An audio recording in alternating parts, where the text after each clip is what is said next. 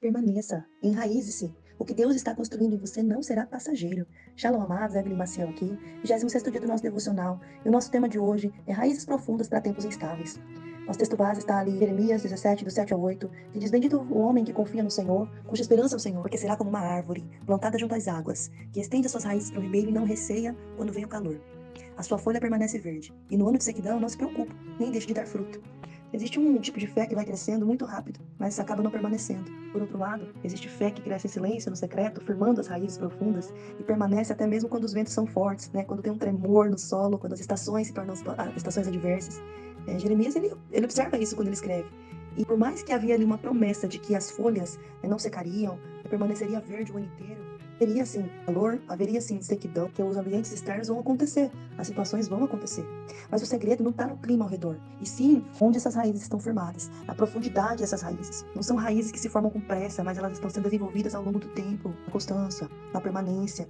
O fruto de uma vida enraizada na palavra, sustentada por obediência, com comunhão, alimentada por comunhão. Paulo também reforça isso quando ele exorta a igreja em Colossenses 2, do 6 ao 7, assim como recebeste Cristo Jesus, o Senhor, andai nele, enraizados, edificados nele.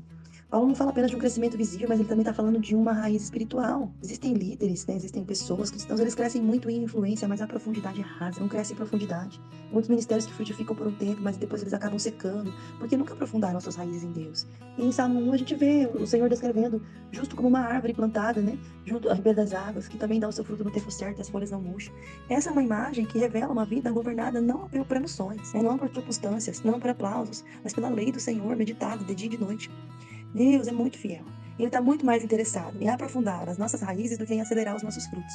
Porque frutos sem raízes não permanecem. Nós precisamos de raízes profundas nas estações mais longas das nossas vidas.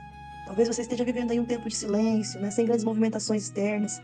Não despreze esse tempo. O Senhor está aprofundando suas raízes e fortalecendo as estruturas internas, curando as motivações do nosso coração, alinhando o nosso coração antes de liberar novos níveis de frutificação. Quem está profundamente enraizado no Senhor não se move por qualquer vento, não se abala por qualquer crítica, não perde o foco, mesmo nos tempos difíceis.